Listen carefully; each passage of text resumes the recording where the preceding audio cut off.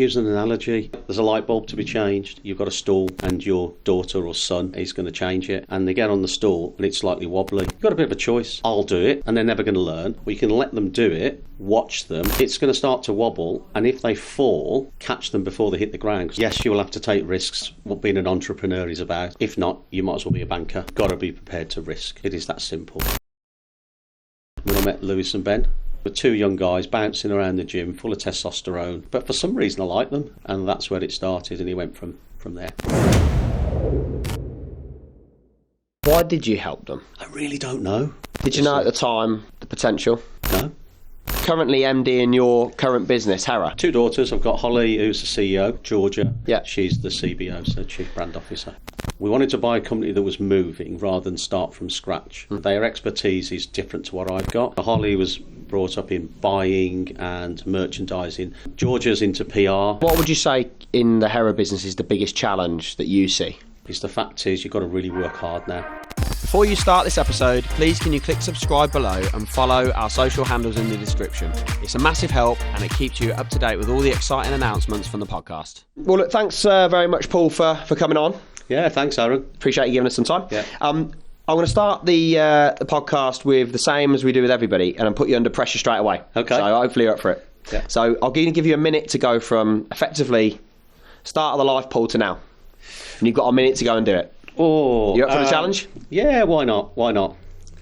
Give it a go. Okay, give it a go. Yeah, so started with sort of nothing with my dad and my mum. So my dad was a bit of a wheelie dealer.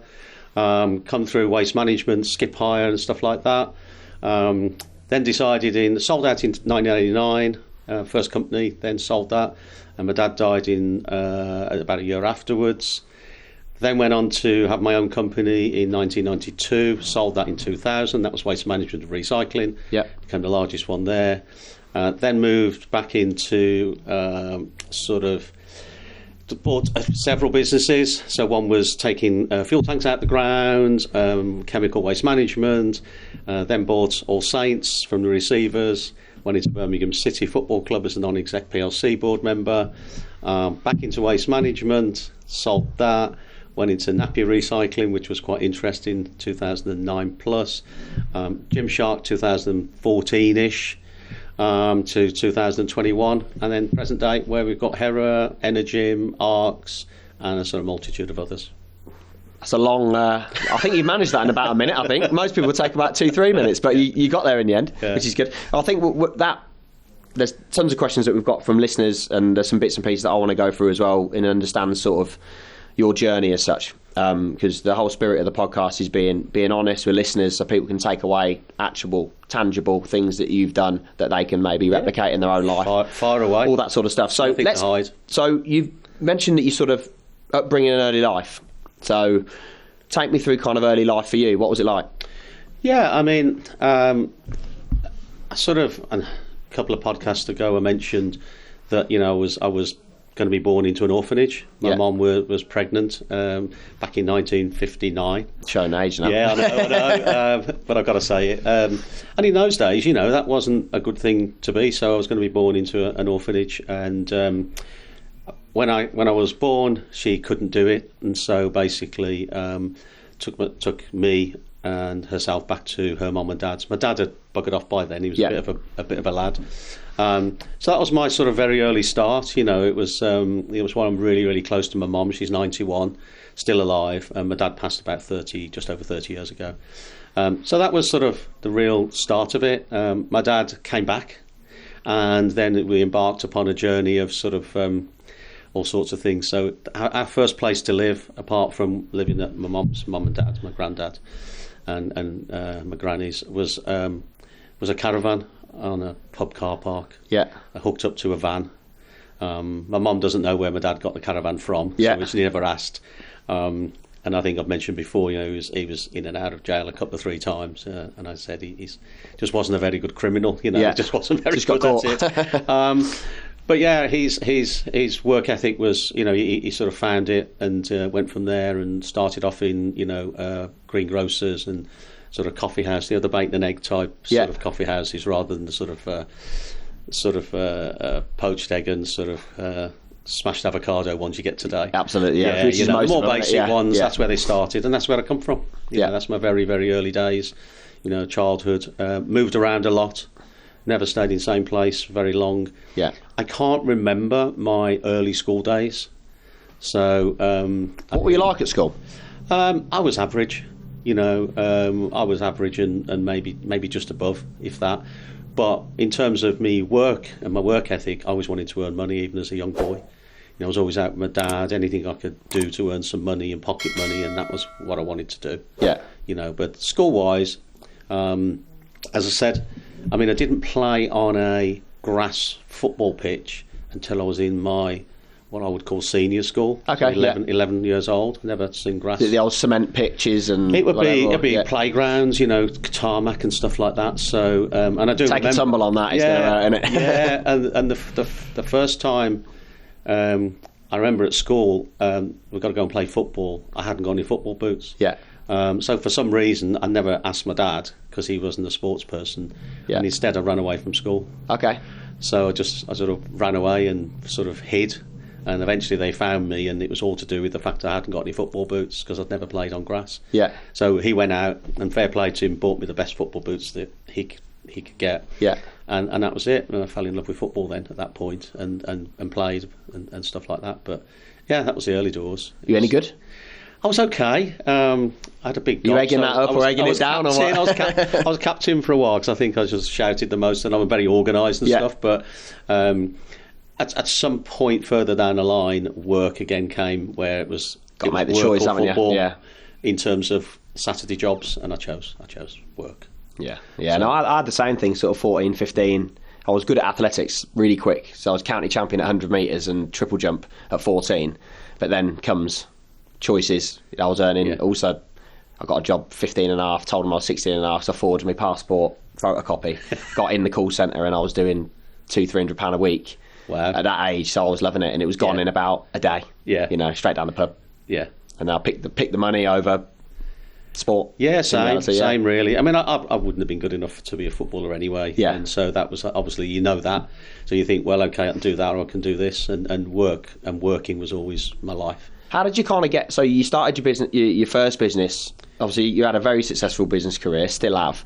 What a lot of people don't know is obviously the start of your career was in sort of waste management and stuff like that. Yeah, so it was skipper. So my dad was an opportunist. He got bored very, very easily. Yeah. So we would do one thing and then he'd be bored. Yeah. So we would then look for something else, and he got the coffee house sort of thing that we got was in the centre of Birmingham. Yeah. And I think people keep coming in and saying, we need to get a parcel delivered. There's no Amazon or anything like that. Yeah. And no big parcel delivery companies. We need to get it done, and we need to get it done now. So I think he sort of said, well, okay, I'll take it. And he got a little van or something. And then he formed a transport company called Panic Transport. So Panic being, I need it now. If you need it, yes. So his name was Tommy, so it was called Tommy Panic. Okay. And he sort of got, and we got a little truck and another truck. He started to do that, then got bored of that. And someone said that skip hire was the thing to be in, so then he bought a skip wagon and some skips and started doing that. Yeah. And that was our first business that I was properly involved with. I wasn't old enough to drive the trucks because you need to be 21, so working up towards that, I would be mechanicking and I would be driving the transport stuff and doing all that sort of stuff. But back in those days it was, you were lying under trucks and in the rain and the snow, and we didn't have a workshop of any description. We were doing it we actually used to do it in the street. Okay, yeah. Outside the house or a yard. Well, it was outside the yard that we got. There was no toilet in the yard we got, so we had to put the garage up the road, and proper old school stuff. Yeah. So, what's the fondest memory you've got from that sort of time? Wow, you just worked. It was fantastic. It was the achievement. My best thing ever was actually that I left my dad's business and my mum and dad's business, but they brought me into it, and but we used to work hours upon hours. I think the most I've done is 4 days and 3 nights straight. And I just got a bit fed up of that, and I was 19 and a half. Yeah. And I said to my dad, I said, I'm leaving, and I left. And I went to work at Lucas's in a factory. Just just something on your own. 8 till 5, Yeah. went in, did my work, had a break at lunchtime, played darts and stuff like that. And then, that was it. It was an easy life. And I wanted to, I think, try that life to see if that's what I wanted. Yeah. I didn't want it. And when I went back, when my dad were talking about it, and he kept saying, come back. And I said, no, I don't want to come back yet. And I gave him an ultimatum, which was to buy some new trucks and some new bins. And basically, we'd got sort of, say, about 6 trucks. They were always breaking down. Yeah. You could never give a good service. You were always on the back foot a bit, aren't you? Yeah. Always. Yeah. So I said, if we buy some new trucks, buy some new bins, means we're going to have to go into debt. My dad didn't like debt. Right. You know, he liked cash. Yeah. Which back in that day. And he gave in the end, and he said yes, and we did it, and it was the best thing we ever did, because our service got better. Instead of having 6 drivers, we had 4 drivers. Yeah. Instead of having 6 trucks, we had 4 trucks. And it was just better. It was reliable, consistent, newer stuff. Yeah. And back in those days, a skip was £10, and it was £1 to tip it. Okay. So you were making loads and loads of money at that point. Yeah. Whereas further down the line, I think the disposal element's about 50% now, maybe more. Yeah, they put a big margin on to be able to go and do the it. margin was massive in those days. So how old would you have been to sort of say to your dad, we need to get new stuff, we need to do this, this is the kind of ultimate... 19. Quite young, really, to have a thought to say, let's do it. Because basically what you've said to him is, what we're doing is great, but let's do it properly, and let's start to do it bigger. I looked ahead, and I just saw that what we were doing was great, and it was great fun. And you had, you just had fun. You worked every hour you could possibly work. You did so many dangerous stuff. You're welding on the top of a roof, and you're doing also. I've got burns all down my arm from welding. Yeah. While I was lying down underneath trucks and stuff like that. But it didn't matter. You had great fun. It didn't seem like it sometimes. But looking at it objectively, I'm always looking at how you can do something easier and better. So, for me, when I'm just a silly thing, when I'm in my kitchen at home and I've got to pick 2 or 3 things up, I'll walk once rather than 3 times. Yeah. And it was this sort of... That's a man thing, isn't it? I don't know if it is. Hod carrying everything down to the... But it was, how can we do this better? Yeah. And, just looking at it and thinking... But, it was getting him over the hump of going into debt. Yeah. And us going into debt to do it. But, I suppose at his age... I'm not sure how old he'd be then, but let's say he's in his 40s by then. I was 20 and probably didn't give a shit. If it went wrong, you'd just make it again. Yeah. But I think, him having the faith in me to do that, and us, and it just went from there. And we became the largest skip hire waste management company in the West Midlands by like a country mile. Wow. How long did it take to go down that trajectory? We sold that in, I don't know, 19. We sold that in 1989. Yeah. So that was the first one we sold. So it was probably, 80, 83, 84, something like that. Yeah. So a good few years. But that's built up very quickly, really, to be in there, biggest in that area. We turned over at that point 2.2 million. Yeah. And we actually... 2.2 million at that time. Yeah, and we sold it for 2.2 million. You sold on turnover in them days. Okay. So that was like a lot of money in those days, back in 89. So how did you get from waste management to being and operating in some of the industries that you're operating in now, in terms of, retail, fashion, all that sort of stuff? What was because they're not really 2 industries you would put together, are they? I was with it wasn't sort of on purpose in a sense, but it's never scared me. And at one point, yes, I did have just waste management, and I was really comfortable. I was really good at it, and my company was really good. So the second one I built, which was called City Waste, that was from 92. Yeah. So I sold in 89, had 3-year covenant. Yeah. Went back into 92, and I sold that one in 2000. Okay. But really, really good at it.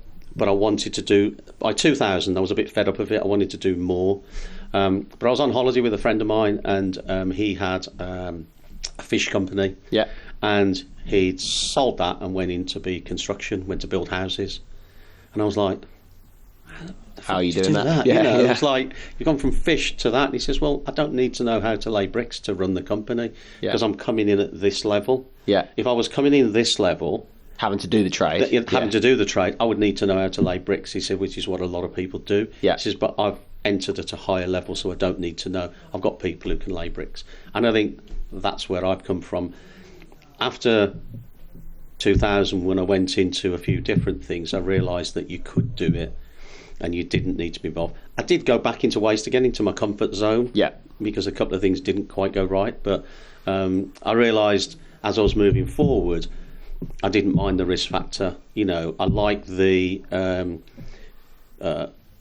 big, like the big jumping from one small pond to a big pond. Yeah. I don't mind that scenario. Yeah. Because I want to grow. And even today, I want to do that. I've got a question for you, just to interject on that, about risk. All you see on social media, all you see with seemingly successful people online is take the risk, take the risk, take the risk. That's all you see. What's your opinion on risk taking? So there's several things there. So yes, you will have to take risks. That's what being an entrepreneur is about. Yeah. If not, you might as well be a banker. Yeah. Because generally banks don't take risks. If they get it wrong, it's because something catastrophic's happened. Yeah. And they'll be as covered as they possibly can. Whereas an entrepreneur will be a risk taker first and foremost. And there's levels of risks, obviously. I think as you get higher up in that sort of mode, you sort of start mitigating the risks a bit. So for instance, if we look at Ben and Lewis back in the day, they led no risk. They didn't care if it went wrong because they would just do it all again. They were 19 years enjoying old. it, just yeah, and a bit like me, I suppose, when I was back doing the waste. If it went wrong, I just think, well, I can just carry Doesn't on matter, and do carry it again. on, yeah. So I think age has a difference. When you get a bit older, you want to be more risk averse because you've got more to lose. Yeah. You maybe got a family, you've maybe got children and stuff like that. But it's how much to risk at that point, and I don't think there's any magic formula. You just have to know where your limits are and what work you've done in between time to sort of gauge the level of risk and are you comfortable with it. But again, I have a thought process and a saying that when you're doing deals, when you're with your lawyers, they would always tell you not to do the deal. Yeah. Because again, they're a lawyer and they have a different risk profile to you. Yeah. But you've got to be prepared to risk. It is that simple. Have you ever risked and completely lost? Yeah. Oh, yeah. Tell us about that. Yeah, I mean, it's... So, back in about 2006, I was back into waste management, and I was recommended by my bank manager. We came up then, so 2006 I went back in, got to 2008, Yeah. and a big crash happened, obviously. I mean, we're going through one now, this one. They say it's worse. I don't really know. They're all what they are. Yeah. And we were having a tough time, and I was recommended by my bank to go in with a guy who they recommended who would come in and help us. And actually, it just turned out to be the completely wrong partner for me. Right. He come highly recommended, but we just completely clashed. But it was, yeah. So again, that didn't go right for me. But again, you live another day. Yeah. And you have to learn from it. It's the best way. Hopefully not make the same mistake again.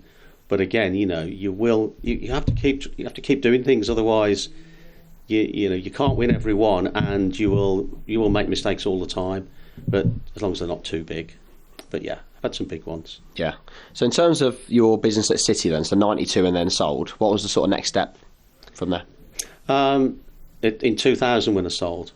Yeah. So it's 92, wasn't it? And 92 sold sold in 2000.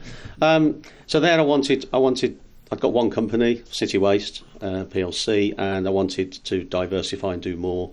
And I had this sort of vision of a sort of an umbrella company with companies below it and doing different things and spreading my risk out a little bit more. Okay. Yeah. So I started on that, and that's where I ended up with the company that took away petrol forecourts. Yeah. So if you sort of a forecourt's going, it's a lot of work to take it apart because it's obviously the petrol tanks and stuff. A lot of stuff you don't see, isn't it? Like that. Bought a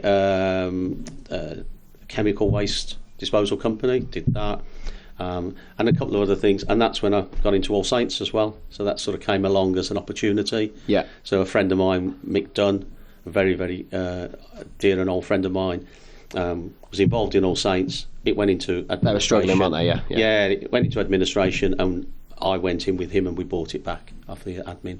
So again, I got into retail there. A bit more opportunistic. It was not. My faith was in Mick. Yeah. To be fair, and Stuart Trevor, who was the designer and the owner of it at the time. Yeah. So it wasn't me. I was the money guy and connections and things like that. Yeah. So I take no credit for actually what we did there and building it. but without me, it wouldn't have happened because we wouldn't have been able to buy it in the first place.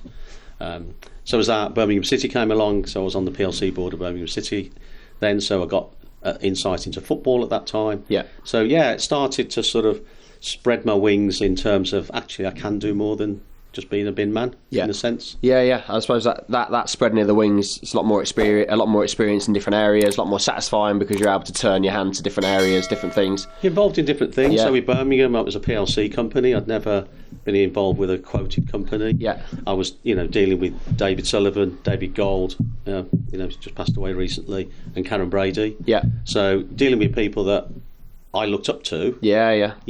And sort of, starting to mix with those sort of people, so you're learning all the time. What do you think was the biggest learn you took from that process with those type of calibre of leaders?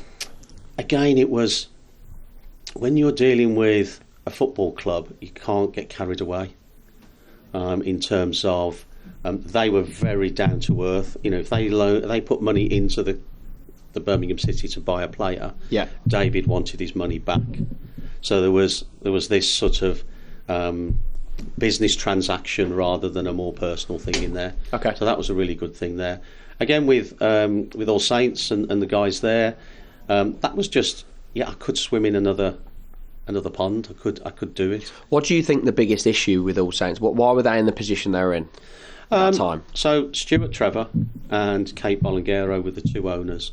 Stuart's a fantastic designer, but probably not the best business brain. Yeah. He should have had a partner at that point in time, but he didn't, and he'd built up a few shops, and it was moving him in. At those days, All Saints was almost like a cult. Yeah.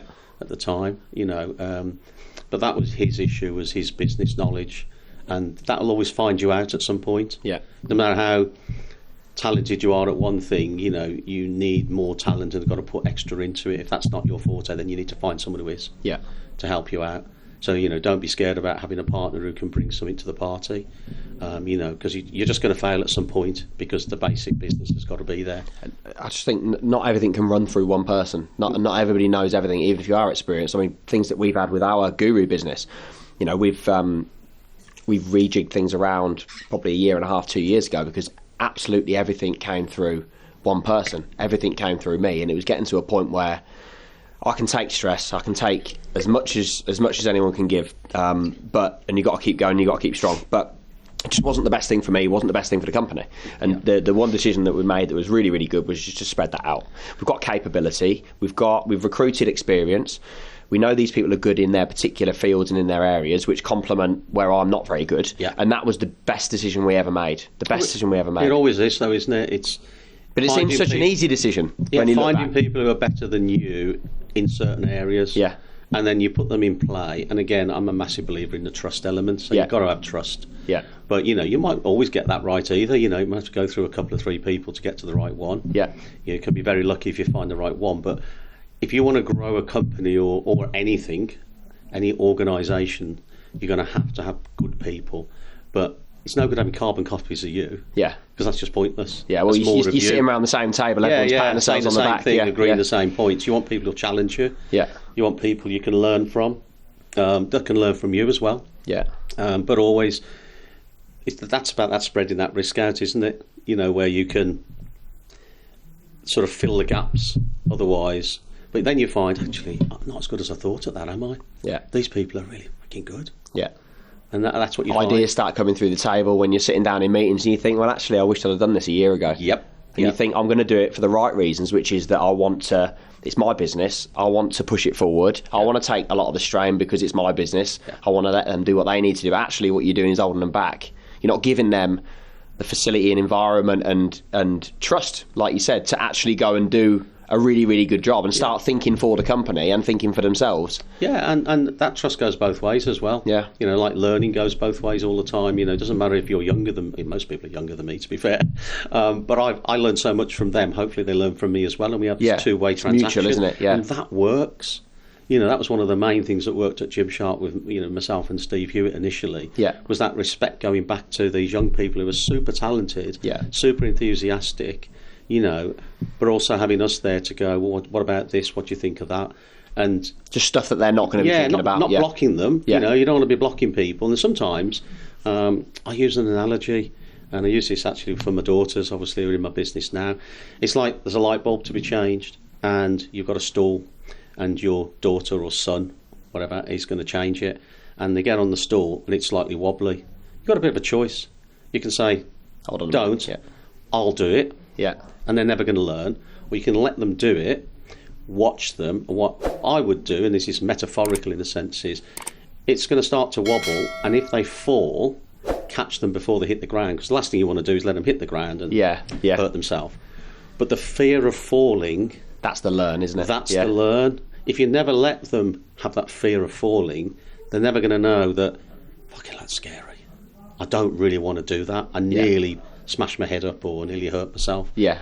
If you go and do it for them, they're always going to you're just going to keep doing it, aren't you? They're never going to learn. They're never going to progress. So again, that's the analogy I use. And, you know, we've got things going on in our current business, you know, Hera that, you know, we've got some issues with, but we're learning, you know. But if I just always mollycoddle them, they're never going to... If you come with all the answers straight away. Yeah. And I don't know all the answers, by the way, either. Yeah. Some of them I don't know. Yeah. We're learning together. So what would you say then? So going through, you went and did the All Saints thing, sold that in 2004. Yeah. When I think you went at sort of 10... Yeah, I think there was 12 stores. 10 or 12 stores, I went... I love All Saints, by the way. Even now, it's got that dark, misty kind of...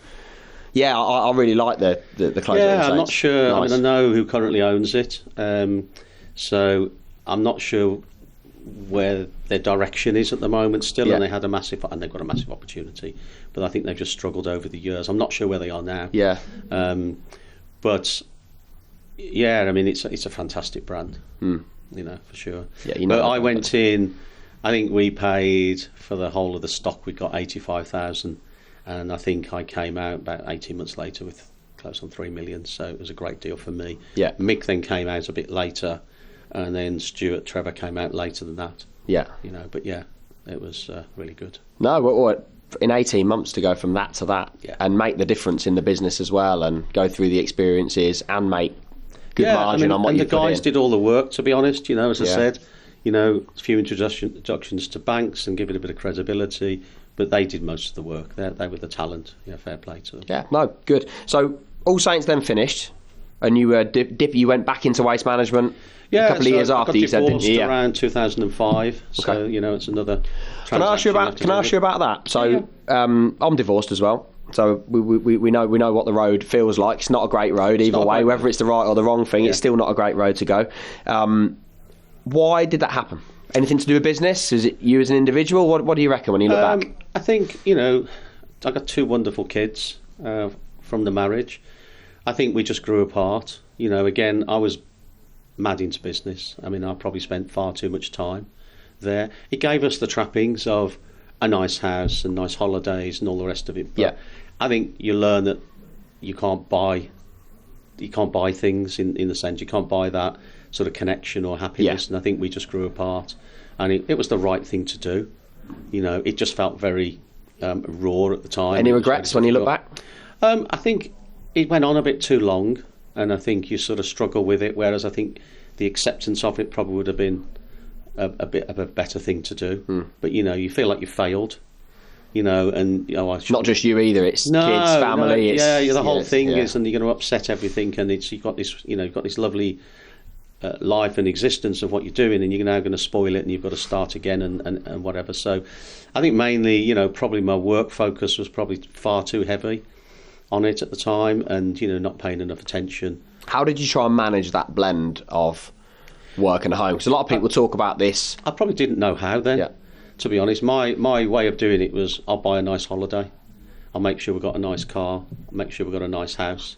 And they're the things that are probably not as important as you think afterwards. Yeah. You know, but you know, I've got a fantastic relationship with my daughters. Yeah. You know, so you know that alone that's the most important thing. Myself and my ex-wife, you know, that's as it is. It's, you know, it's friendly. You know, we were at my grandson's birthday party last weekend, and talking and everything. So there's no isn't he? Yeah, I think I saw you put something up there. You were helping him build something, weren't you? Yeah, doing some woodwork or something. He had all these toys and everything, and we tried to set up this little track with some wood for him to drive the kids to drive the little cars around. Yeah, I got to dismantle the wood at the end, so I took my drill and stuff like that, and he just gravitated towards the drill. And he's like, strange, wants to hold it. He's a really practical young man. So, and that's sort of where I come from as well, So that must be lovely to see that. Yeah, do you know what I mean? really coming through already as a 2-year-old. Yeah. Part of his future, you'd like. Well, depending on what he wants to do for himself, but already you can see maybe he's going to be good with his hands. Oh yeah, I mean, I had him on. He was sitting on my lap on a digger. In one of my fields the other week. Yeah. And he sort of got, he's got the levers and stuff like that, and he wants to push the levers to track it. And sat him on my lap in one of my cars, and he wants to hold the steering wheel. He doesn't just want to sit there. He wants to hold the steering wheel. So practical, wants to do something. I think he's going to be a real practical young man. So you mentioned about fields and stuff like that. So I read that you've got acres of land. You've got a farm. So I've got a farm in something Warwickshire. Else completely different. Yeah, as well? It doesn't. It's not. It's called a farm. I mean, it has been a farm, but we don't farm it. Okay. We have to top the fields and all the rest of it. But I've got land there. As far as I'm concerned, they don't make any more land. So the opportunity was there to buy it. Yeah. And it's a nice place. It's sort of. I'm not too mad on having people around me, so I'm quite happy to be a bit more isolated. Yeah. And then I bought another couple of things. I bought 200 acres of woodland in Warwickshire. Yeah. That's a site of special scientific interest. So HS2 had to go underneath it. Okay. So that's a real coup. It didn't come straight through it. They've had to go underneath it. And then I've got some woodland up in Scotland as well. So just this sort of heritage, long term. I'm really proud of the one in Warwickshire, because it's blocked HS2, and it's like, do you know what? If you can do that, that's really good, and it'll be there forever. If that doesn't go through it, nothing's ever going to be there. So hopefully, my family will have that now. Was that looked at the time more as sort of an investment type thing? It's an investment, and it's just a long term thing for me. It's not one of the things I want to buy and sell. It was just that. Piece of history from a family that I can sort of leave long term, and it's really tax effective, by the way, as well. Yeah, there you go. Ticks both boxes, doesn't it? Yeah. So you've then gone further on in your career. Then you got back into waste management. How did the whole transition into Gymshark turn out? How did that all come about? I've got a couple of questions on this from people that have popped some questions into DMs this week. Yeah. So, I mean, again, it's the sliding doors moments that you get, and opportunities, and I probably look at too many opportunities, but it's always stood me in good stead. Yeah. So I went from normal waste management into nappy recycling. Yeah. So I had an opportunity come along where we did all the hospitals. This was around 2008, 9, around there. We'd come out of that sort of depression period of recession there, and we're coming out of it, and got involved. We did all the hospitals, and my rep at the time said to me, I've just had a talk with someone who has got a process that can recycle all of the nappies and incontinent waste. Okay. And they want tonnage. So we're just like, yeah, okay, we can do that. Hadn't got a clue, but we just said yes. It went from there to getting to talk to them, and they were a Canadian outfit called No Waste, ANOWASTE, and they got a process that could recycle it. It was more of a sanitisation process. Okay. So it was quite crude. Yeah. But I really liked the thought process. It was like, oh, this is, there's no one else is doing this. So I got on a plane, went to Canada, met with Roy Brown, who was the guy who owned it at the time, with some New York people. Really liked them. He then came over, and we basically did a deal where we would set up and find them all the waste. It went from there to selling my business, my smaller waste business that I'd got left, into going in with No Waste and redeveloping their process, because I'd identified that their process was completely flawed. Okay. In that you could sanitise the waste, the nappies and the incontinent waste, but you couldn't do much with them. Yeah. If we sterilised them, because it was plastic and it was cellulose fibre, we could sell it all. Okay, yeah. So we embarked on closes that loop, doesn't it? Yeah, we embarked on a completely new process, got the American guys, the backers involved, and we built a plant in West Bromwich, which was about a 10,000 tonne plant. and we basically processed nappies and incontinent waste every day, in and out, and actually sold all the products. So we'd got a process. Carried on with that for a while, and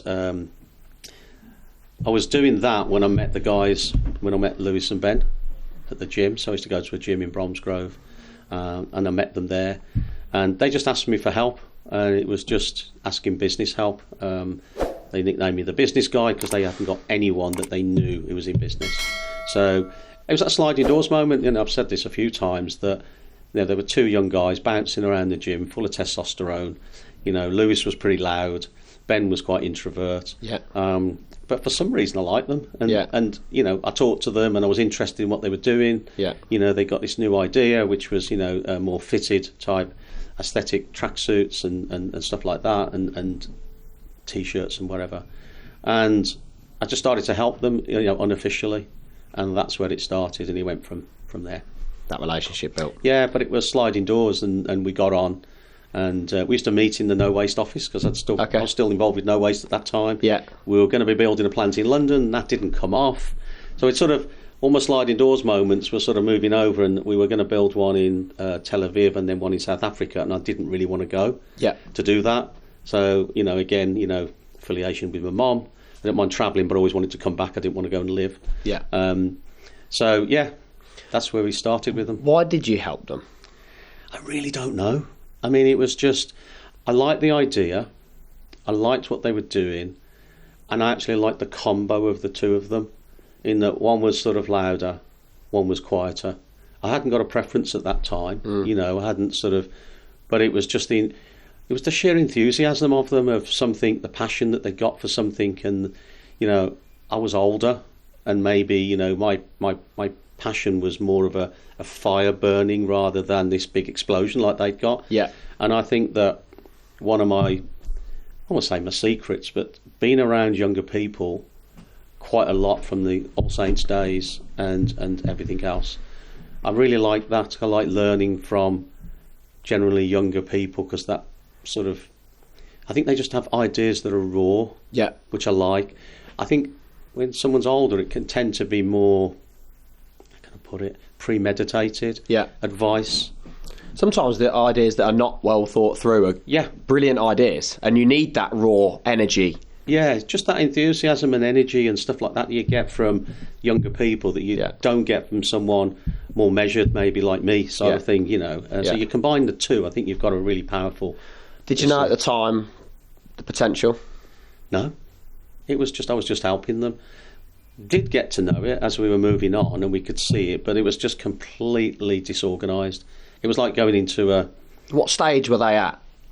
They were turning over at about end of 13-ish. They were turning over about 4.5 million. They were driving R8s, and they were making money, and they were having great fun, and the office was a complete shit tip, and the warehouse was a complete shit tip, and they'd just be playing games when they're supposed to be doing work and stuff like that. But they were having fun, which was great. I suppose I probably never did that the way they did, because I was probably far more serious back in my day, because it was more serious, I think. So I sort of looked and thought... We're in that area of every office needs a pool table, and every office needs a table tennis table and all that sort of stuff, aren't we? It was just fun. There was no organised, and I'm an organised person generally. There was no organisation. It was like they didn't have insurance and stuff like that. They didn't have this. They didn't have any stock control. I didn't know about that stuff, but it was when I brought Steve Hewitt in that actually all came to light more so. I was just on about their... I was like, who's your accountant? And it was like somebody almost like couldn't count, and it's like, okay, whose solicitors you use? Well, we don't use any. What's your insurance? Insurance. It's just like that. So it was them basics that I was like... So I like, knowing a bit about that story as well, just from experience and research, and so I love that, because I just like the idea of a couple of guys doing what they're passionate in, load of energy, throwing themselves into it, and somehow get into, that sort of a size business with really, on a whim and a prayer and just on an idea. I think there's a lot that can be said for raw enthusiasm of an idea. I think you need that. That's the engine, that's the fuel, isn't it? I think if Steve and I hadn't come along, and the rest of the people that we helped bring and they helped accept and bring, I don't think it would have made it. No. Knowing what we know. Do you think that's just because of the lack of experience, and it was like the one time they spent, I can't think of the turnover at the time, but they were spending 25% of the money on exhibitions. Okay. And it was like, okay, what are you getting back from it? Well, it's great fun, and we like loads doing of people there, and we love doing it. We must be doing good numbers, and then when you look at it, maybe your margin from exhibitions is a lot lower. Yep. Maybe you want to put the money over there because you're getting a better return online. They didn't know, so they didn't care, and the money was there to pay for it. But it was like, you only need 2 or 3 of those things to go wrong. Yeah, well, and what do you do with the stock you don't sell? Don't know. It was all that sort of stuff, and it was. But that's the way businesses are born, Yeah. But I think there's got to be an element of these people coming in that know more than you, and that's what Steve and I knew more than them at what we did. It's nice that they've accepted that though, because a lot of young people with an idea to be honest, in that sort of a size business. Would have said, we're just going to do it ourselves. We know what we're doing. Ego takes over. We had a lot of that. Yeah. It wasn't easy at the time. It was, Ben and Lewis and me and Steve at the one time, and it was like almost 2 against 2 sometimes. But we got there in the end, which was good. And then well documented about Lewis moving on, wanting to do other stuff, and then that dynamic became a much more easier dynamic. And that 3 dynamic is something that I sort of quote today. I think it's a great way of having a business. If you've got 3 at the top, some way, because you're always going to get an answer when you come out of the room, and no one's going to feel or shouldn't feel aggrieved by whatever the answer is. I think in my experience with our businesses, me and John went through a period of time where we're very different, completely different in our approach. He's very quiet, very process driven, very much this is the way it needs to be done. Don't really want to change it. It works okay. Whereas I'm completely the opposite on that. I've got ideas. I'd like to change stuff on a daily basis because I think there's a better way of doing it. I'm more of a talker. He's more of a very quiet person. I'm more of a more outgoing. We bring different things to the table. So when we've got ideas as a 2, it's quite. I've known him since I was 15. Yeah, he's one of my best mates.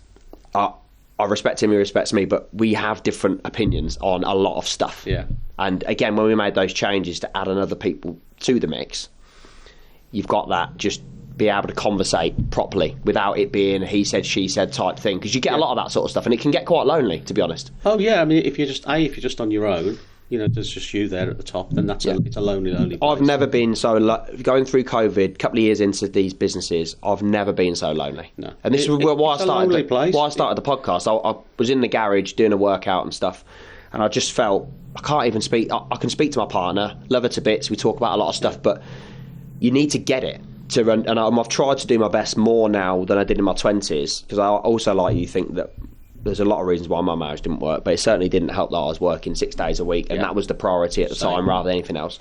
Different outlook now, but I try and allow Sophie an understanding of why my day's been shit or what's not worked, because she can actually, some of the decisions we've made have come from some of the conversations we've had, because she just takes the emotion out, looks at it for what it is, and says, well, why don't you just do that? And it's like, well, maybe that might work, actually. Oh, yeah. I mean, this is about having other people just give it. And as long as you're receptive to it, then it can work. I think you're right. For me, I was just work, head down. No one could come in. I didn't want to worry anyone else with it. Yeah. And I still do that now. Open admittance, I've gone and done too much. I think I had a sort of epiphany from when I sort of was leaving Gymshark is I've got to be busy, because I was really busy before, and all that. So I went off and I got too many things on the go, probably. Right.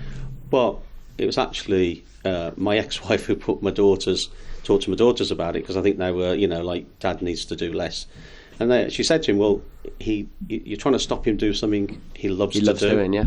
So as long as it's not harming everyone around, as long as he's not harming himself, and he's had health checks and done all that, and I've done all those for my girls and everything else, then give him some slack, because it's what he loves to do. That's the energy, that's why you do it. Yeah, and that's what'll keep him young, as he, rather than just, going on, sitting at a bar and doing nothing and things like that. And as an older person, an older guy in particular, there's a lot of changes happen to you where you start to feel unimportant.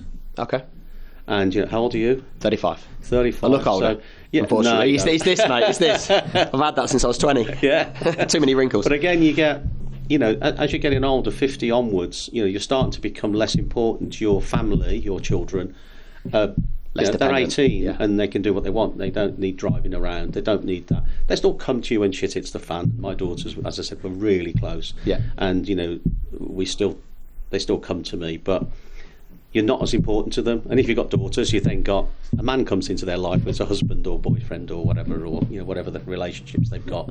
Different challenge, isn't it? Different challenges. So again, you've got all these things to contend with as you do. And I suppose then, as a woman, you might have similar sort of problems. So I don't think it's gender specific. There's lots of things. I'm feeling a bit of that at the moment. My daughter's 17. Got a foot, started going out 6 months ago, first boyfriend 3 months ago. Yeah. My son's 9 and my youngest is 10 weeks, Delilah. So it's your daughter from your first marriage? I adopted her. She was 18 months when I think I was 19 at the time, when me and her mum got together and stuff. Freddie's from my ex relationship, and Delilah's from me and Sophie. Yeah. New relationship, four and a bit years or whatever it is. I need to get that right, actually. Yeah, you do. Yeah. So if she's listening, 4 and a bit years. Sorry, cut that out. But no, it's just a completely different challenge. Like, she doesn't come see me all the time. She's doing her own stuff, and that's okay. And I thought, I'm going to struggle with that because we've always been really tight. Yeah. If shit hits the fan, she comes to me. Yeah, and that's what you want. I'm sure that'll keep being the case. But it's difficult because I want to let her go and do what she needs to do, but then she's in between jobs at the moment. I'm like, come on, you need to get a job. She's like, Dad, I'm doing this and I'm applying for that, and I'm like, you really do need to get a job. Oh, no. But how many are you applying for? What are you doing? Psychology comes into it all. It's so I've got a quite famous one with my youngest daughter. So she's the slightly more sort of clubby one out. And when I was married, we had a place in Mallorca. Yeah. And anyway, my wife got that in the deal. Anyway, my wife phones me up and says, we've got a problem with Georgia. Well, what is it? She says, well, she's 14 and she's going to nightclubs in Mallorca with her pals who are 15. Right. So there's this thing like, okay, fine. So I was like, okay, fine, what do I do? Okay, fine, okay. So I phoned her up. I said, Georgia, her name is, so it's George. I said, you're putting me in a really bad position. What's that? I said, well, I might have to go to prison the way this is going. What do you mean, Dad? I said, well, you're going to clubs, aren't you, with your pals at 14? She Yeah. Said, well, because they won't wait for me. I can't stay on my own outside. I said, but if something happens to you when you're in that club, that means I've got to come over there with some of my mates. I've got to find the person that hurt you. I've got to torture them. I might have to kill them. Yeah. That means I'm probably going to do about 12 years. Yeah. I said, I don't really want to do that. Yeah, just because you want to go out. Yeah, just because you want to go to the club. Okay, Dad. She never went again. Really? Wow. Yeah, but it was just, if I'd have just said, no, you're not going, I think she would have gone against me. But yeah, it was that, reasoning. Yeah, but she does know I would go and find them, by the way. Probably still do that now. Yeah, protective. Yeah, I would. Yeah, you can run, but you can't hide. So she's currently MD in your current business, Hera. So I've got 2 daughters. I've got Holly, who's the CEO. Yeah. And I've got Georgia, who's the younger one. Yeah. She's the CBO, so Chief Brand Officer. So how does that setup work? Because I first started Guru and we employed friends and family, first and foremost. And the highs were incredible. The lows were horrible. And now we've got more of a blend of, some of them are still here, some of them have gone and all that sort of stuff. How does that dynamic work to run a successful business and also maintain family relationships and make sure everybody's doing what they need to do? How does that all work? It's difficult. I've had experience of it from my own family. I've got a brother and 2 sisters, yeah, all younger than me, and have all worked for me and with me. Okay. In my waste management companies. So my mum worked there, my dad worked there. So I've had a family history of working together and having rows, discussions, whatever you want to call them, over time.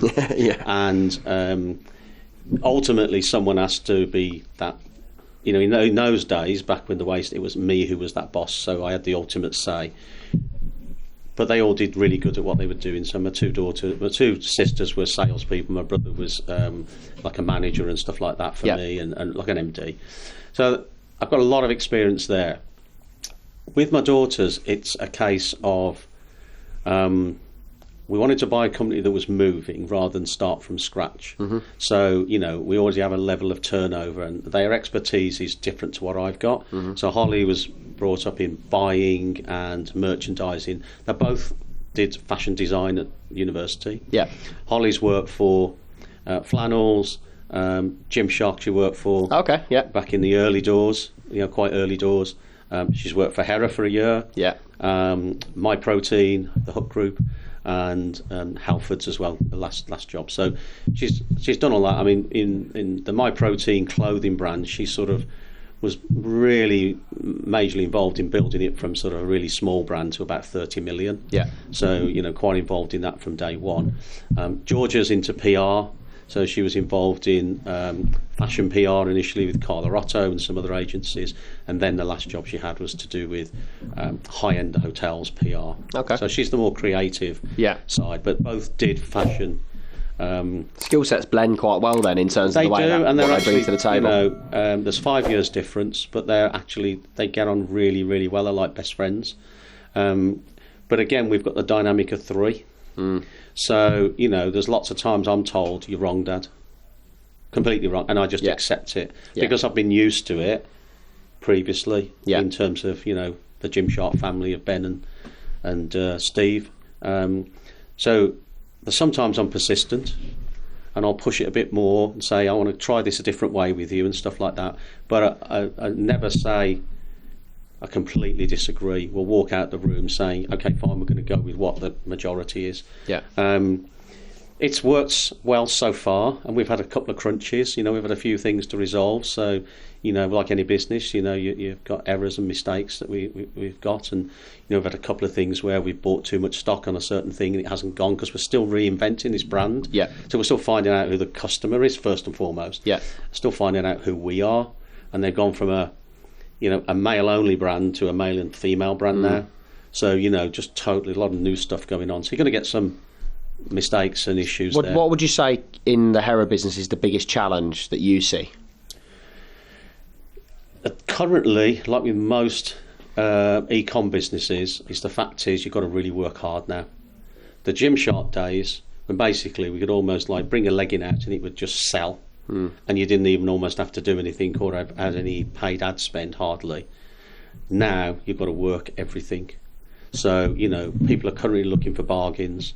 But it's just that hot. It's just everything has to be worked. You can't just rest. Is that just because of how established the brand is compared to other brands that are in the same space? Or? I think it's the marketplace. I think it's the social sort of, the paid ads now. They're sort of so clued in. Whereas back in the Gymshark day, it almost didn't exist. Yeah.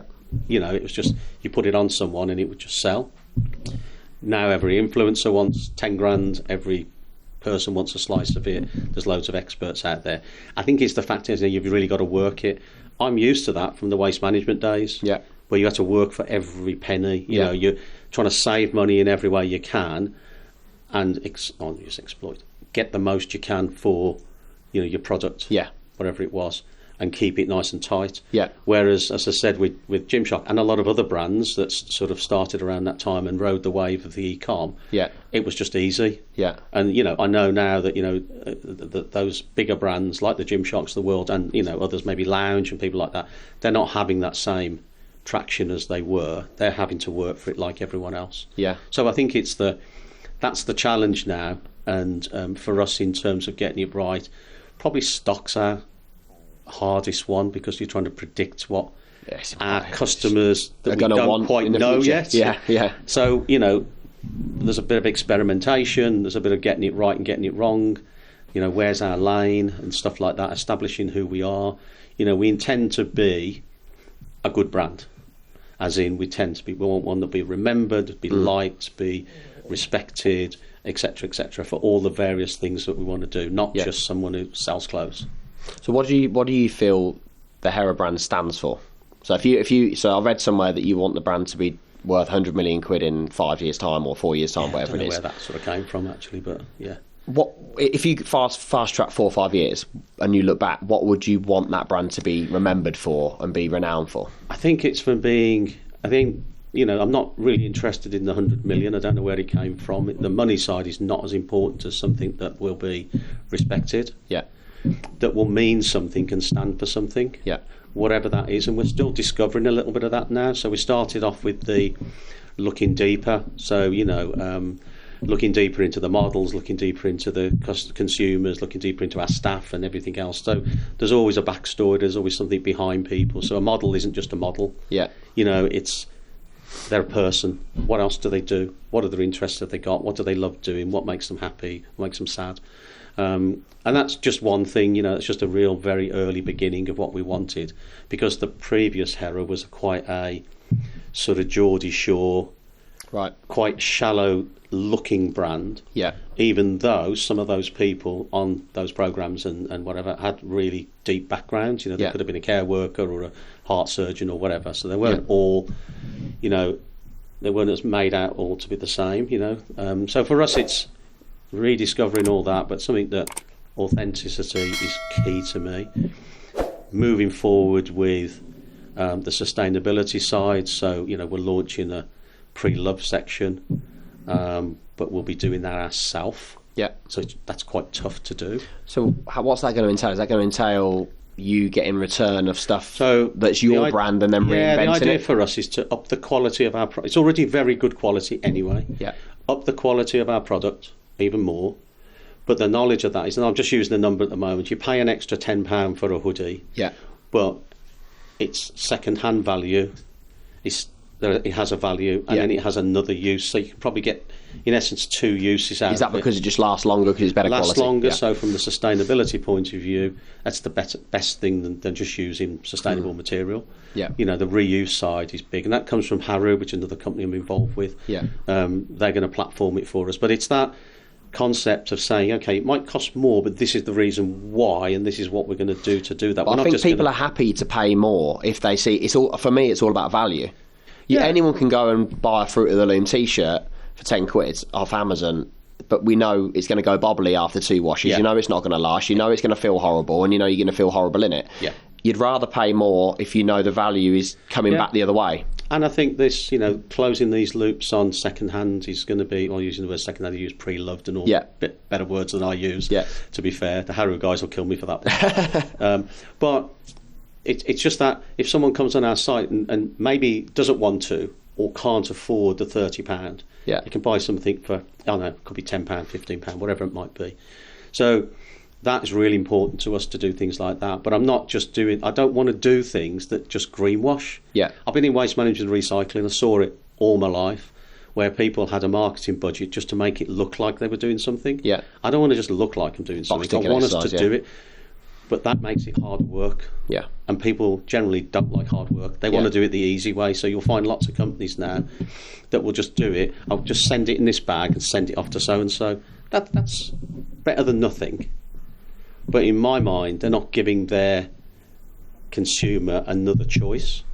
So if we can give our consumer another choice on our website, not on eBay, and they get it in a cornflake box from a student who's selling it, they get a proper package, they get it checked, they get everything. That's the sort of thing we want to do, and there's a few more things like that. Do you know what? I'm glad you said that, because for me, like we said before we came on, I'm not just saying this because you're on, but I wear a lot of your stuff, of the Hera stuff. Before I knew anything about anything, I had a couple of t-shirts and stuff like that. They do last a long time. I've still got the stuff. I don't think I've thrown a single item of clothing away, and I've been wearing it for a few years. Yeah. It lasts a long time. It fits really nice. You can feel that it is quality. You know it's not going to go bobbly after 5 or 6 washes and then you have to go and get another one. But it's about the depth of how that product makes me feel. I wear Hera. I wear Gymshark. Weirdly speaking, you've been involved in both of those. That's not made up, by the way. All Saints could be done as well. Put All Saints. I've got one All Saints thing. Actually, the guys out there bought it me for my birthday. Yeah. But they're my 2 favourite brands, not because of necessarily the brand, but it's the meaning behind the brand and how the brand makes me as a consumer feel.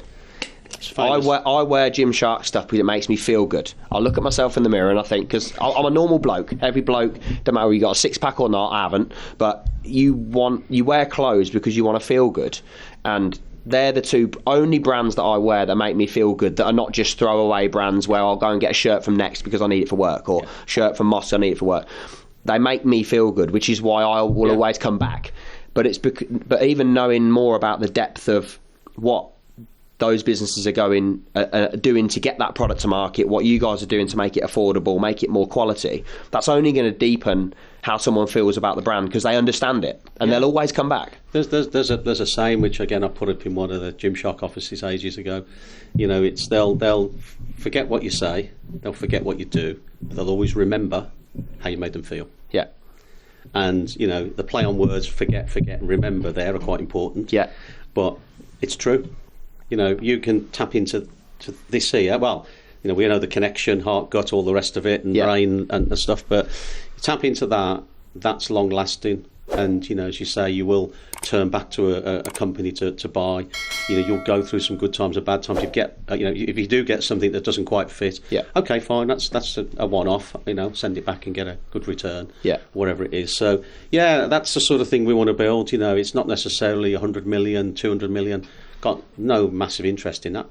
You do everything right. Hopefully, you can get some value there. My girls can realise some value. I want my girls to realise some value for themselves. So they do the work. I don't. I go there one day a week. And I'm there to be asked me different things, and I have an input. And I do have a few good ideas. Even Georgia might say that.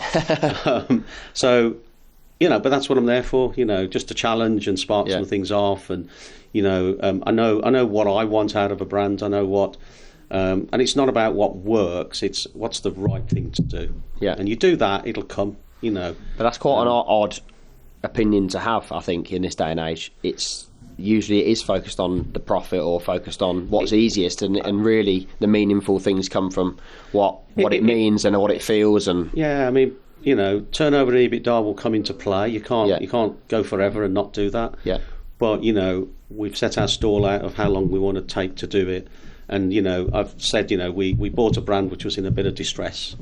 From previous, and we've sort of now, in a sense, put the basement in. And this year we're trying to put the ground floor in. That's where we are at the moment, and we're still building rooms and a bit of foundations and stuff like that. We haven't got to put in wallpaper on yet and paint, but that's the way we look at it. Keep building and building, and then you've got something you can start resting other stuff on. And like we've got footwear ready to go. We decided not to launch it. We weren't happy, and we said we've got too many other things going on. So it was Holly and George who, I would have gone, let's do it, because I'm like, I drive them mad because I'm impatient, but they said, no, we don't want to do it. And I said, okay, fine. I can scream and shout and go, Dad's right. Dad's going to do it. You're going to do it because I'm telling you. I would never do it, and they wouldn't let me do it either. So it has to be the three of us made that decision. Two said that, and I'm like, you sure? And I went, yeah, okay, tell me why. They told me why, and I went, fine. Makes sense. I now zip this and go, we'll wait. The thing is, if you force people down that route, you'll never have that ownership of those people. Will never feel part of it. Run the company, not me. It's no good me being there overruling all the decisions, because they're never going to be able to run it. Because you could quite well do, given your success with. There's no point. They actually do know more. I'm trusting them. They know more than me on this point. And if I wanted to try and labour it, I would try and labour it. But ultimately, I'll come out with that decision, and I've got to stick with it. Because I've made that. I can't just chop and change when I feel like it. I'm either in or I'm out. I can't do the hokey pokey. You like football? So we're going to go on to some questions from some of the people that knew you were coming on. So I'm just going to throw these out to you and see what you think. I've tried to take the most interesting ones, I think. First one is relating to football. So you're a big Birmingham City fan. You post about it all the time, at games all the time, by the looks of things. Sponsor, Hera, all that sort of stuff. So, and obviously I know that you're on the board 2004-ish area, wasn't it? You had a takeover bid that didn't go through in the end. I think it was only as late as last year. What was the story there? Why didn't that happen? So we set up a deal, started the deal way back in the previous year. We got to a point in July when we signed the deal, and we put some money down, and it was a really strange deal where we were supporting the club money-wise as well, because it was lower money. We had about a 4-month window to close the deal, and unfortunately, because of circumstances within the club and some other stuff, we couldn't get the deal closed. So by the end of November, our deal was running out. Now, they wanted to just continue with that deal. The problem was that within that time, doing our DD, etc., we found some things we weren't happy with. Okay. So I went back to renegotiate those, and that wasn't the price, by the way. Yeah. It was to renegotiate some of the points within there. Yeah. The current owners didn't want to do that, so we had no choice but to reconsider our position and decided to pull out at that time. So what would a deal like that be? What to go and buy a football club like? What sort of money are we talking here? For people that don't really get? It's a real strange world. So that one, I mean, again, it's out in the open market. It was a total of 35 million. Yeah. So it was 25 million down, and then there was a time period because that's a real complicated deal. Birmingham City is probably the most complicated deal in the whole of the football world at the moment. Yeah. Because you've got the ground, and 22% is owned by two companies in the BVI. Yeah. So they're not owned in the UK, they're owned there. Yeah. The other 70-odd%, and there's a little bit with the trust, but the other 70-odd% is owned by another company called BSHL, which is a Hong Kong Stock Exchange quoted company. Right, okay. So you buy this one first, which is the 22% and the ground. You've got to wait up to 2 years before you can buy the other lot. Even if you buy part of it, because I know there's a deal on the table at the moment to buy another 20%, you still can't buy the majority share. Okay. Because by the laws of the Hong Kong Stock Exchange, the entity that's in there has to be replaced at the same time as you take it out. Okay. So it's a real complicated deal. Very complicated. Yeah, it sounds it. Yeah. But it's disappointing for you being a fan first and foremost as well. You know, there's you get a lot of. I had to open up all my social media. We did a lot of. We tried our best. The problem we got was we signed a deal, and we were putting money into the club. So hence we had to have an input. Yeah. So we were in there a lot more than you would normally be if you were just buying a club, because we were overseeing things and stuff like that. So what were you just cash flowing a club for a period of time whilst you were in negotiations? Yeah. So we did it as like a loan, but the whole club lifted, and we went up to 7th place at the time, and I think we gave a real good effect in the club. We just couldn't close it, and that's unfortunate. We're gutted. It's a lot of time, money, effort, heartache, a lot of promises to people that we thought, but I don't tell lies. So if I thought the deal was going through, the deal was going through. Yeah. If I thought something wasn't going through, I would say, but I couldn't carry on with that deal we'd got, knowing what I knew. Yeah. Now I'm hopeful that there's some new parties in. It was only announced yesterday, and I've spoken to so many people since I did it, because obviously I'm the one that knows the most about that club inside out. Yeah. So I've spoken to a lot of people, and I'll help anyone to help them buy that club, to get it off the current owners. It's the club's best interest. The system is toxic. It needs change. Yeah. But it's very, very complicated. Yeah. And everyone used to say to me, "Well, why aren't you buying 100%? You haven't got the money." It wasn't the money. There's a long line of credit facilities waiting to buy the club, and there's a lot of billionaires waiting to buy that club. It's the fact is what I've said, which is the Hong Kong Stock Exchange. Yeah, complexity of the deal, obviously, why would you not want to buy 100%? I mean, the logic is, of course I want to buy it all, but you couldn't physically do it, Okay, all right. Alan on Instagram has asked a question. So he said, as a multi-business owner buying a struggling company, what are the first things you do to try and turn it around? So obviously find out what was wrong in the first place, why it's struggling. So analyse that really, really quickly. That could be a combination of too much cost, not enough sales. They're really simple stuff. Yeah. Could be people. You've got to be brutal. So you've got to move fast. Depends how much capital you've got to go in with. Will dictate how your plan's going to work and how long term it is. So if you've got more capital, you can have a longer term view and a longer term plan. But you shouldn't be afraid to go in and go, I've got to do that, and that, and get it done. Business is business. You haven't got many friends in business. So again, you spoke very fondly about your staff next door, but they're just staff and their business. Yeah. And you might have to have a conversation with them one day. Yeah. And it might not be very nice. Yeah. But they're not your friend. Yeah. Generally. And if they are your friends, you've got to tear that away a bit. Yeah. So you've got to be brutal, have the conversations, do what you got to do, go in, boom, boom, boom. Okay.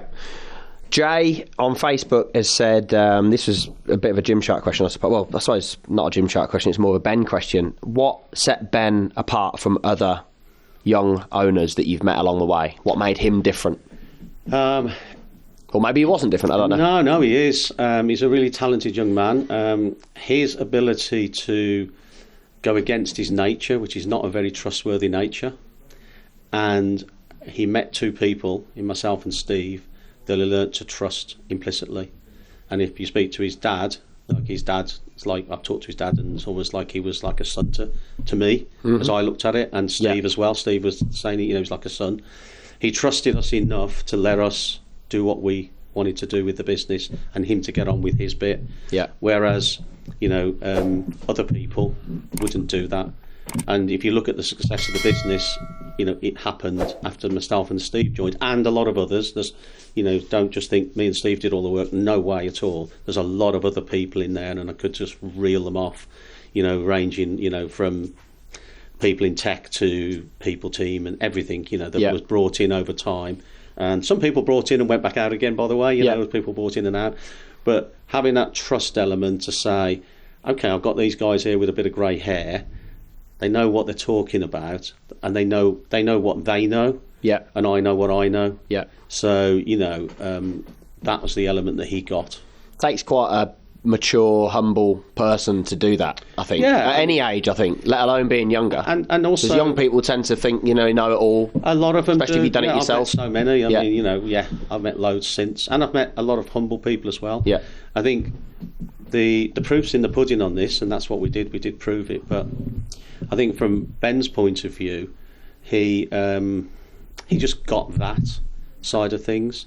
And we were also comfortable with that sort of triangle where Ben was at the front, and me and Steve were here, almost like sort in a shadow, face of the brand type thing, because it worked.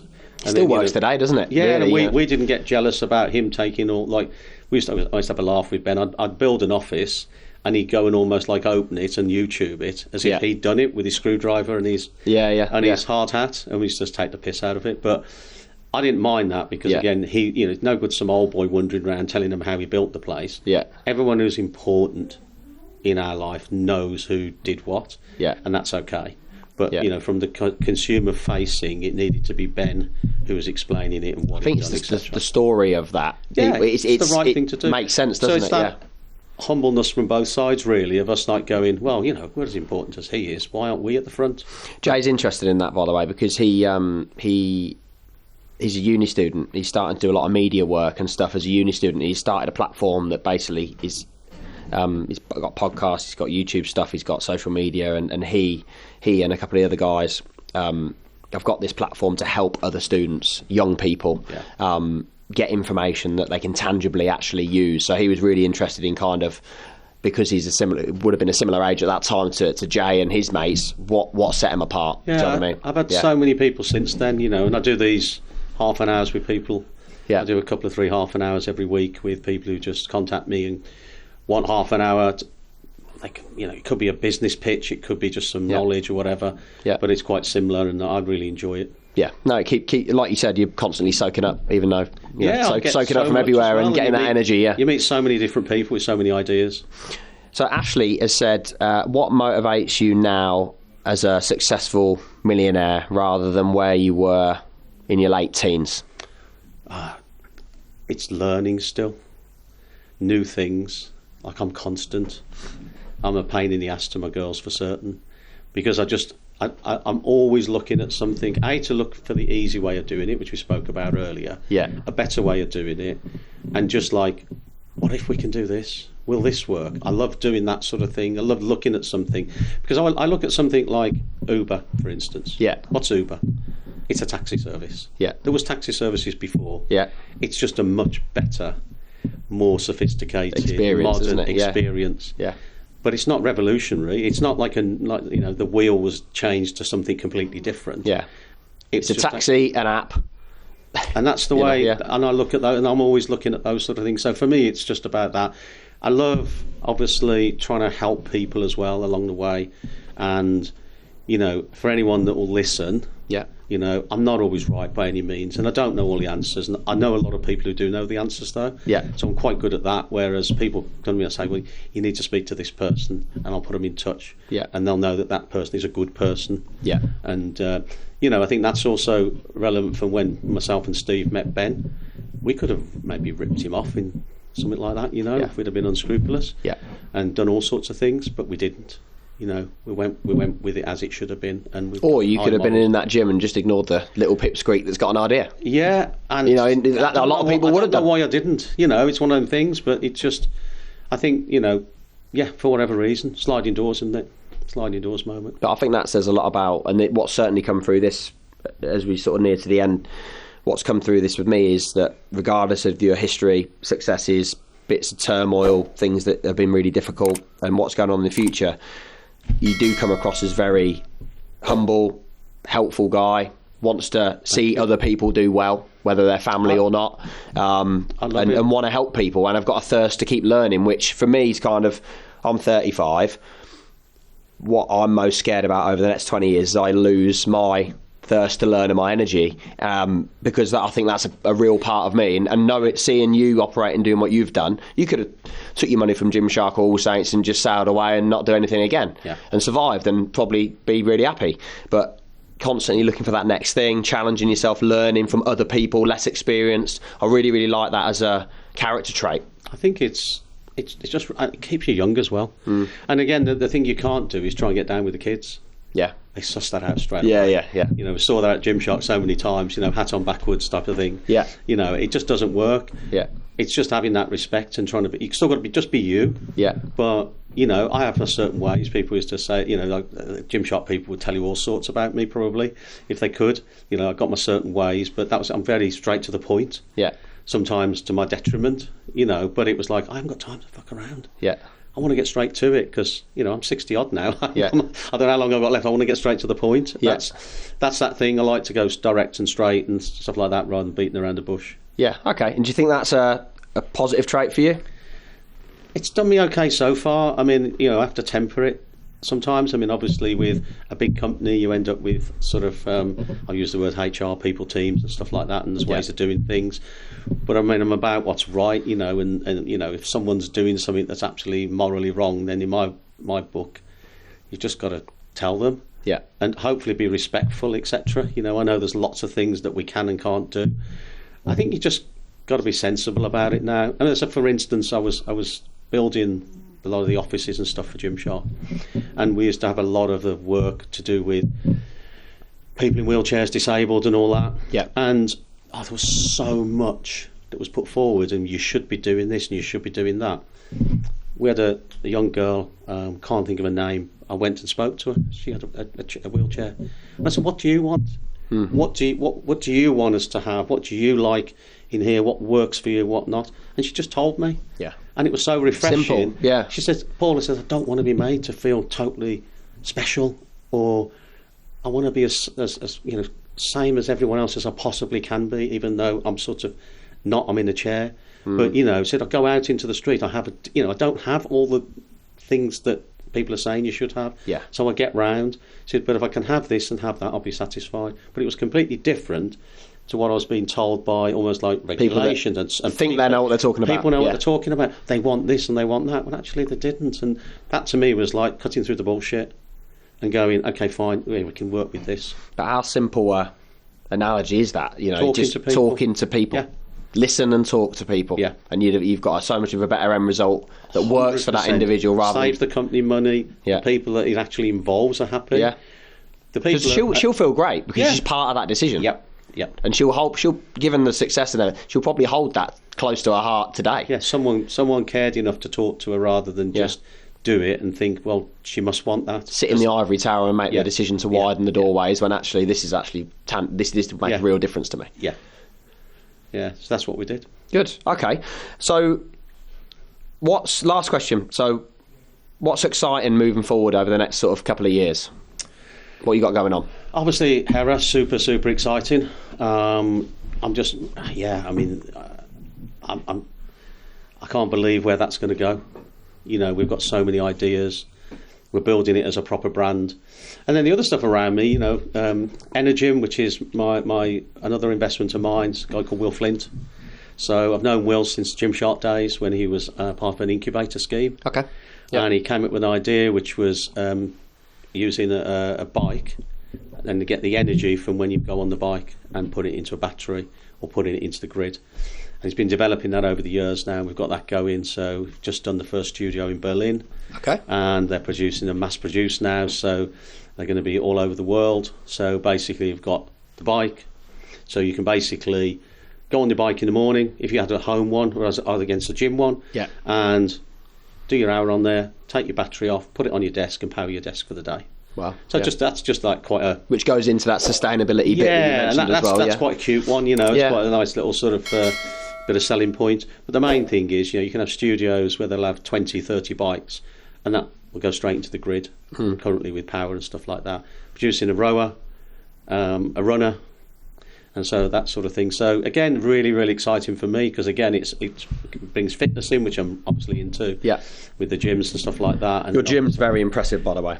Yeah, I love it. It's my playground. Very impressive to the point where I think I sent you an Instagram message and said, where do you go to the gym? Because it was pretty much better than the most commercial gyms out there. And he's like, oh, it's mine. Okay, it's my home gym. Better than my garage. It's like one of them things you think, well, it's my passion. I mean, one of the things I wanted to do back in the day was when I retired was get a gym and just have a gym for myself. Yeah. But to have people in it. Yeah. Not to make any money, just to actually have a gym and go and train, almost every day. Yeah. Again, that's one of the things I'm absolutely passionate about. Yeah. So my training is paramount. In terms of business, in terms of my life and my well-being, it's been the major part of what I do. Are you in there every day, pretty much? Or? 5 to 6 times a week. Yeah. But I lift. I'm not a cardio person. Okay. I'm allergic to cardio. Yeah, one or the other. So is that at home? Yeah, I've got one at home. I still use LC as well to get a bit of go and see a few people rather than be a recluse. Yeah. I got Energym, ARCS, which is cyber security. So again, I'm really interested in that one because again, it's different.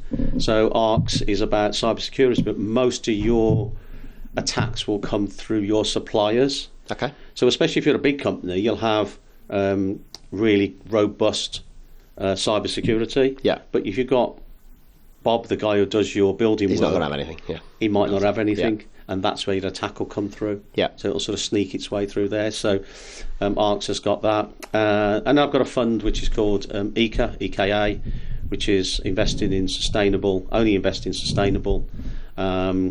sort of medical and well-being companies. Nothing else. Will not entertain anything else. So I'm involved in that one. And there's a few others as well, bits and bobs. A lot dotting around. Yeah, football's still involved. We've got some stuff going with football here and there, but that's not common knowledge yet. It'll come out soon. Well, I'll be watching. I'm now I know the lengths that you're going to have to go to sort something out in that on that front. It'll be a bloody great achievement if you get some sort of a deal facilitated at some point in the future. Anyway. Yeah, and one of my main things is I will now over the next 2 years start to drag my time down and have a bit more time with my family. Yeah. Get my grandson with his drill and get him out on the farm on some tractors and stuff like that. That's what we do it for, isn't it? That's what you want to see. That's what you want to see. So I will do a bit more of that. I promise, Holly and George. There we go. So if somebody wants to reach out to you, Paul, find out a bit more about it, obviously we'll get you tagged into the bits and pieces when they go up on the pod. But if someone wants to sort of reach out to you, where's the best place to go? I mean, I'm on LinkedIn. That's completely open, obviously. Instagram is completely open. Yep. So I'm on there. So you'll find me on there. No problem. Those are the two really that people get me on. And then if someone wants half an hour here and there, I'll get booked in. It sometimes can take a bit of a while, but if it's dead urgent for some reason, then they just say. Yeah. But yeah, I enjoy it. I don't mind that at all. Good fun. Perfect. All right then, Paul. Well, look, thanks very much for coming on, mate. Appreciate your time. Right. Cheers.